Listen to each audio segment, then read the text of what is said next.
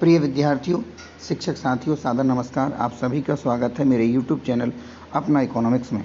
आज के वीडियो में मैं आपके लिए लेके आया हूं कक्षा 12वीं की प्रश्न बैंक के इकाई 7 से लेकर इकाई 10 तक के जो वस्तुनिष्ठ प्रश्न हैं उनके हल लेके आया हूं। तो आइए शुरुआत करते हैं। जो इकाई 7 है वह आपकी कुल 16 अंक की है, यानी कि वार्षिक परीक्षा में इस इकाई से 16 अंक के प्रश्न पूछे जाएंगे, जिसमें वस्तुनिष्ठ प्रकार के 4 प्रश्न पूछे जाएंगे। इसलिए इस इकाई के सभी वस्तुनिष्ठ प्रश्न आप अच्छे से समझ लें, क्योंकि अगर ये आपने प्रश्न समझ लिए, याद कर लिए, तो आपके 4 अंक इससे पक्के हैं। और वस्तुनिष्ठ प्रश्न वो प्रश्न होते हैं जिनमें आपको कम समय लगता है और लिखना भी कम पड़ता है। तो शुरुआत करते हैं। पहला प्रश्न है कि मुद्रा का प्राथमिक कार्य है। मुद्रा का प्राथमिक कार्य क्या है? मूल्य का मापन। इसमें जो सही विकल्प है मूल्य का मापन। पहला प्रश्न जो है कि मुद्रा का प्राथमिक कार्य है, तो प्राथमिक कार्य है मूल्य का मापन। अगला प्रश्न देखते हैं। भारत का केंद्रीय बैंक है, तो दिए गए विकल्पों में भारत का केंद्रीय बैंक कौन सा है? Reserve bank, RBI। RBI जो बैंक है, रिजर्व बैंक ऑफ इंडिया, वह भारत का क्या है? केंद्रीय बैंक है। तीसरा प्रश्न है 1 रुपये का नोट निर्गमित करता है, तो 1 रुपये का नोट निर्गमित करता है कौन करता है? भारत सरकार निर्गमित करती है, और इस पर वित्त सचिव के हस्ताक्षर होते हैं। जबकि 2 रुपये से लेकर के 2000 रुपये तक का नोट है वह हमारी भारतीय रिजर्व बैंक के द्वारा निर्गमित किया जाता है। तो यहाँ पर 1 रुपये का नोट निर्गमित करता है भारत सरकार। चौथा जो विकल्प है, जनता का बैंक कौन सा होता है? यानी वह बैंक जिसमें जनता सीधे संपर्क रखती है, वह कौन सा बैंक होता है? तो जनता का बैंक होता है व्यापारिक बैंक। केंद्रीय बैंक जनता का बैंक नहीं होता। केंद्रीय बैंक को बैंकों का बैंक और सरकार का बैंक कहा जाता है। तो यहाँ पर सही उत्तर हो जाएगा व्यापारिक बैंक। पांचवा प्रश्न है व्यावसायिक बैंक नोट निर्गमन करते हैं, ग्राहकों की जमा स्वीकार करते हैं, ग्राहकों को ऋण देते हैं। दा विकल्प दिया है बा एवं सा दोनों। तो जो व्यावसायिक बैंक होते हैं वह ग्राहकों की जमा भी स्वीकार करते हैं और ग्राहकों को ऋण भी प्रदान करते हैं। इसलिए सही विकल्प हमारा दा हो जाएगा, यानी कि बा और सा दोनों। आगे रिक्त स्थान दिए हैं। पहला रिक्त स्थान है कि मुद्रा वह धुरी है जिसके रिक्त स्थान अर्थ विज्ञान केंद्रित है, तो यहाँ पे आ जाएगा चारों ओर। मुद्रा वह धुरी है जिसके चारों ओर अर्थ विज्ञान केंद्रित है। अगला रिक्त स्थान है मुद्रा के प्राथमिक कार्य रिक्त स्थान एवं रिक्त स्थान हैं। तो यहाँ पर मुद्रा के जो प्राथमिक कार्य क्या हैं? विनिमय का माध्यम और मूल्य का मापन। विनिमय का माध्यम एवं दूसरे रिक्त स्थान में जाएगा मूल्य का मापक।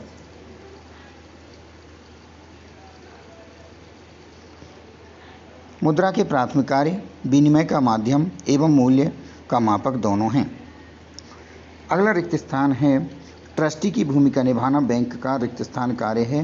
तो बैंक का कौन सा कार्य है? अभिकर्ता संबंधी कार्य है। तो यहाँ रिक्त स्थान में आ जाएगा अभिकर्ता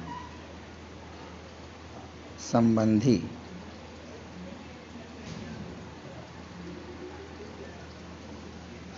ट्रस्टी की भूमिका निभाना बैंक का अभिकर्ता संबंधी कार्य है। अगला रिक्त स्थान है कि रिक्त स्थान बैंक का नोट निर्गमन का एकाधिकार है। तो कौन सी बैंक है जो कि नोट निर्गमन का एकाधिकार है? तो ये आ जाएगा भारतीय रिजर्व बैंक।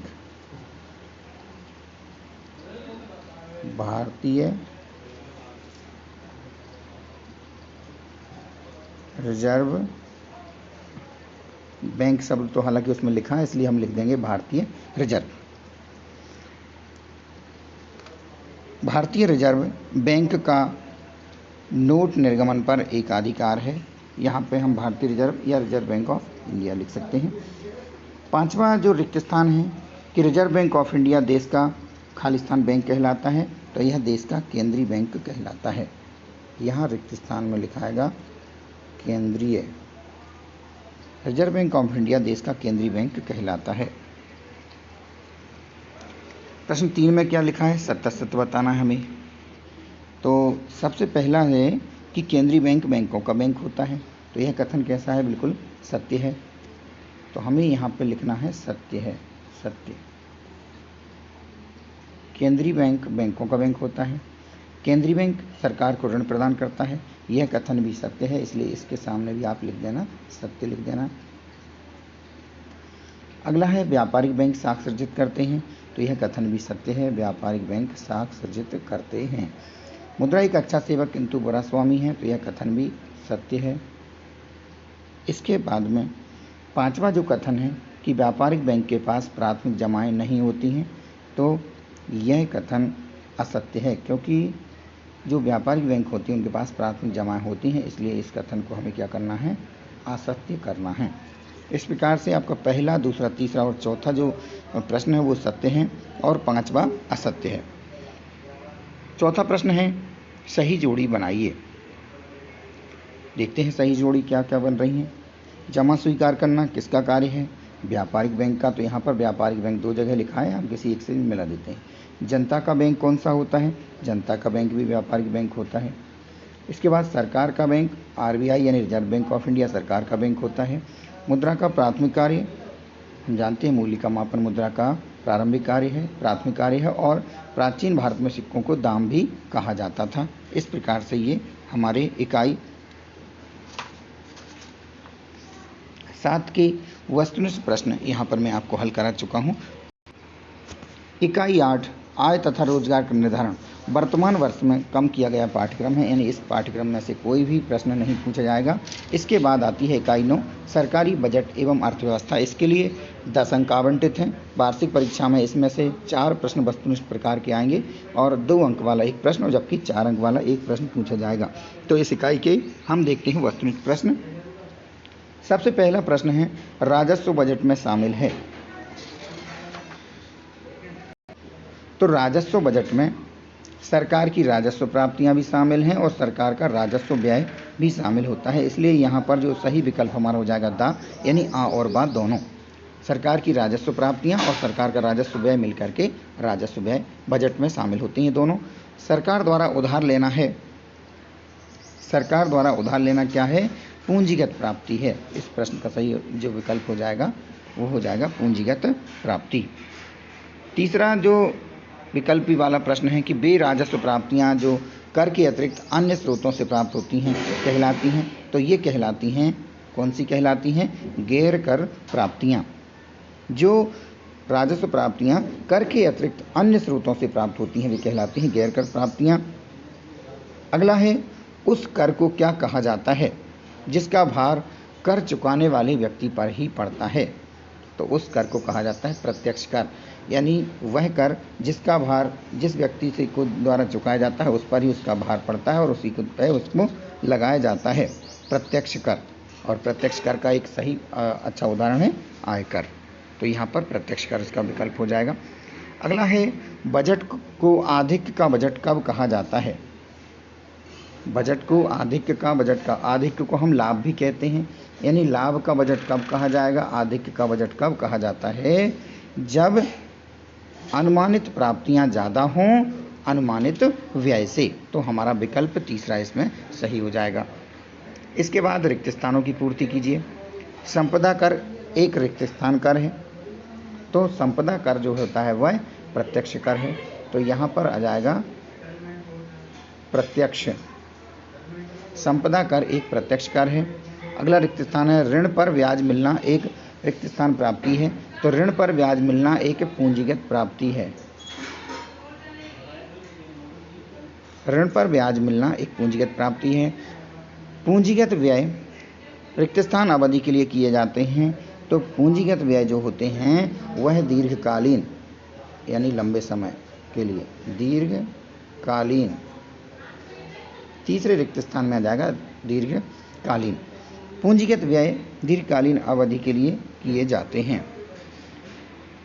अगला जो प्रश्न है रिक्त स्थान का, अनुमानित व्यय बराबर रिक्त स्थान संतुलित बजट कहलाता है, तो यहाँ पर आएगा जब अनुमानित व्यय अनुमानित आय से बराबर होते हैं, तो यहाँ पे हो जाएगा अनुमानित आय,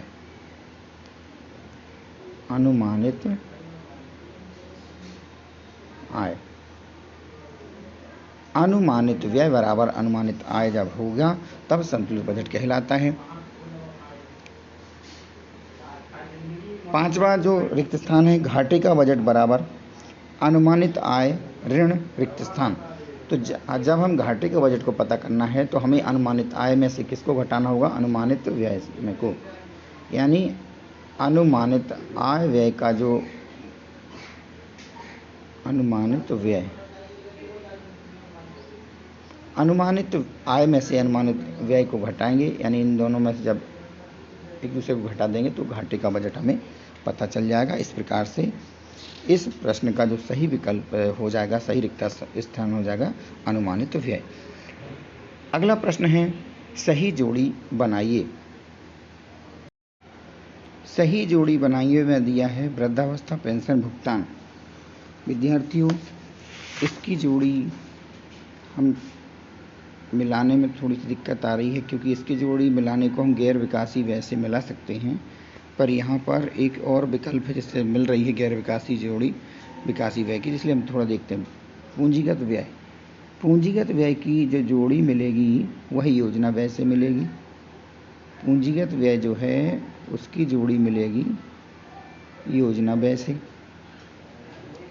कर राजस्व, राजस्व प्राप्तियाँ, उधार लेना की जोड़ी मिलेगी पूंजीगत प्राप्तियों से। कानून एवं व्यवस्था, कानून एवं व्यवस्था, इसकी जोड़ी मिलेगी गैर विकासीय व्यय से। अब बात रह जाती है वृद्धावस्था पेंशन भुगतान। तो इसमें यदि यह यहाँ पर राजस्व व्यय लिखा होता तो हम इसको यहाँ से मिला देते,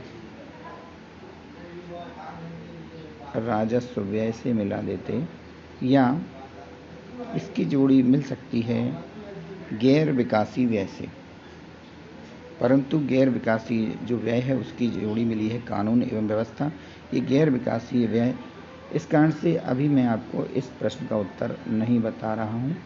बाकी के आपके 4 जो जोड़ी हैं वो सही बता दी हैं। अब हम देखते हैं सत्य सत्य बताइए। सत्य सत्य वाले कथन पूछे जा रहे हैं। मैं यहाँ सत्य सत्य ना लिखते हुए सही और गलत का निशान लगा दे रहा हूँ, लेकिन आप उसको सत्य या सत्य लिख कर आएंगे। ऋण की वसूली पूंजीगत प्राप्ति होती है, तो यह कथन सत्य है। भारत में सरकारी बजट केवल केंद्रीय सरकार द्वारा प्रस्तुत किया जाता है। हाँ बिल्कुल, भारत में जो केंद्रीय बजट जो होता है केंद्रीय सरकार के द्वारा प्रस्तुत किया जाता है।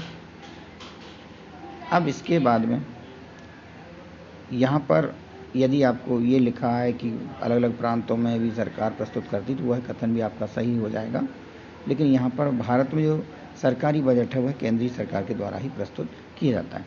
अगला है, ये कथन सत्य है, बजट सरकार की आय और व्यय का विवरण होता है, तो यह कथन सत्य है। राजस्व प्राप्तियों में कर प्राप्तियाँ तथा गैर कर प्राप्तियाँ दोनों शामिल किए जाते हैं, तो यह कथन भी सत्य है। सरकार की अनुमानित आय अधिक और सरकार की अनुमानित व्यय होने पर अधिक का बजट कहलाता है, बिल्कुल सही है। उसे हम लाभ का बजट भी कहते हैं। लाभ का बजट कब होता है, जब सरकार की अनुमानित आय ज़्यादा होती है अनुमानित व्यय से।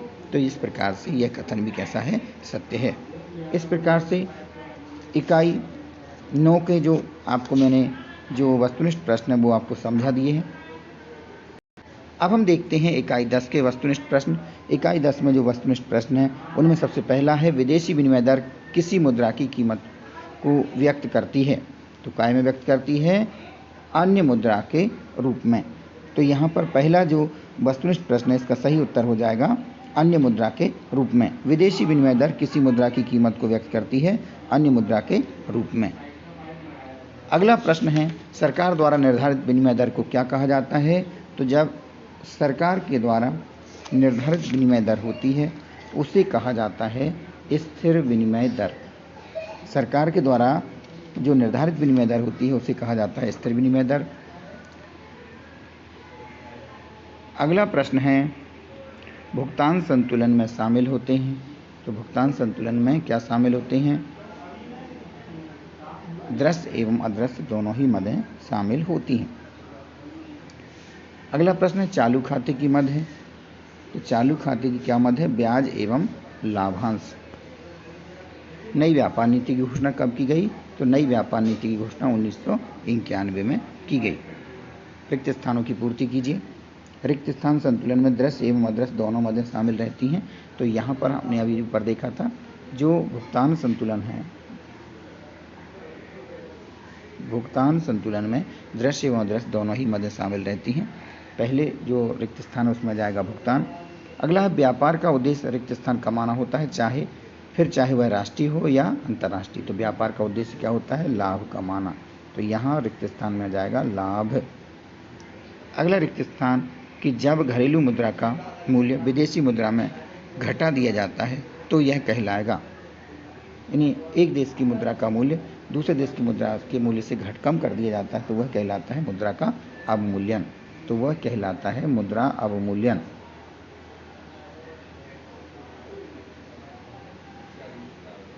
मुद्रा अवमूल्यन, इस रिक्त स्थान में आएगा मुद्रा अवमूल्यन। इसके बाद में चौथा रिक्त स्थान है कि व्यापार विभिन्न देशों के संकट के समय सहायक होता है। तो यहाँ आएगा अंतर्राष्ट्रीय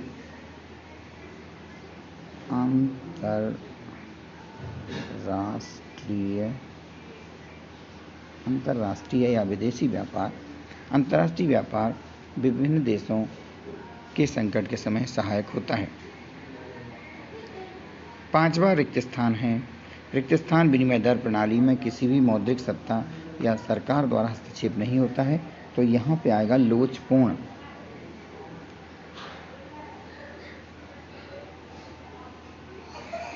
लोचपूर्ण विनिमय दर प्रणाली में किसी भी मौद्रिक सत्ता यानी सरकार का हस्तक्षेप नहीं होता है। आगे प्रश्न दिए हैं, सत्य असत्य बताइए। तो यहाँ पर भी मैं आपको सही और गलत के निशान लगा दूंगा, आप उनको सत्य असत्य लिख लीजिएगा। भुगतान संतुलन खाता अर्थव्यवस्था की विकास क्षमता को प्रतिबिंबित करता है, तो यह कथन सत्य है। अगला है व्यापार संतुलन किसी देश की सेवाओं के निर्यात एवं सेवाओं के आयात के बीच के अंतर है। तो व्यापार संतुलन किसी देश की वस्तुओं के आयात निर्यात का अंतर तो होता है, लेकिन यहाँ दिया है सेवाओं, इस कारण से यह कथन कैसा है? असत्य है। नई व्यापार नीति की घोषणा 1991 में की गई, सत्य है। व्यापार संतुलन सदैव संतुलित रहता है, यह कथन भी सत्य है। और जो पांचवा कथन है कि भुगतान संतुलन में केवल दृश्य मदों को शामिल किया जाता है, तो यह कथन असत्य है, क्योंकि भुगतान संतुलन में दृश्य एवं अदृश्य दोनों ही मदों को शामिल किया जाता है। अब अगला प्रश्न दिया है जोड़ी मिलाइए, सही जोड़ी मिलाइए। तो यहाँ देखते हैं सही जोड़ी बनाना है। पहला जो है आंतरिक व्यापार, तो आंतरिक व्यापार एक देश की सीमा के अंदर, यहाँ पे लिखा है अंतर, तो इसे कर लीजिए द। आंतरिक व्यापार होता है एक देश की सीमा के अंदर। भुगतान संतुलन सदैव रहता है संतुलन में, भुगतान संतुलन रहता है सदैव संतुलन में। विदेशी व्यापार एक देश से अधिक देशों के बीच होता है। अवमूल्यन की जोड़ी मिलेगी, देश की मुद्रा का मूल्य विदेशी मुद्रा के में कम होना, और जबकि चालू खाते की मदें आयात और निर्यात। इस प्रकार से मैंने आपको इस इकाई के भी बता दिए, और इसके पहले मैंने आपको 8 और 9 इकाई और 7 इकाई से लेकर 10 इकाई तक के जो प्रश्न थे, वस्तुनिष्ठ प्रश्न थे, इनके उत्तर इस वीडियो में बता दिए हैं, समझा दिए हैं। इसके बाद आगामी वीडियो में आपको इनके जो दीर्घोत्तरी प्रश्न हैं या 2 नंबर 3 नंबर वाले प्रश्न हैं, इनके उत्तर भी उपलब्ध कराऊंगा, पर उनमें अभी थोड़ा समय लग रहा है। अभी मैंने इकाई 1 के उत्तर उपलब्ध करा दिए हैं, आप चाहें तो उस वीडियो को देख सकते हैं। इसके साथ ही मैं यह भी कहना चाहूँगा आप लोगों से कि आप लोग अपने स्तर से इस पढ़ाई को जारी रखें, तैयारी रखें, क्योंकि परीक्षा में अब ज़्यादा समय बचा नहीं है। आप जैसे मैंने वस्तुनिष्ठ प्रश्न के वीडियो डाले, तो इनको आप बार बार ना देखें, 1 या 2 बार देख लीजिएगा। इसके बाद आप यदि किसी प्रश्न में कोई डाउट है तो कहीं आप लिख लीजिएगा, और अपने विषय शिक्षक से आप उसको और समझ लीजिएगा। यदि आपको किसी प्रकार की कोई और समस्या रहती है तो कमेंट बॉक्स में लिख करके मुझे सूचना प्रेषित कर सकते हैं। हो सकेगा तो मैं आपकी उस समस्या को दूर करने का प्रयास करूँगा। वीडियो अच्छा लगा हो तो लाइक करें और अपने मित्रों को इस जानकारी को शेयर करें, ताकि वह भी इससे लाभान्वित हो जाएं। आप सबने इस वीडियो को देखा, आप सभी का बहुत बहुत धन्यवाद।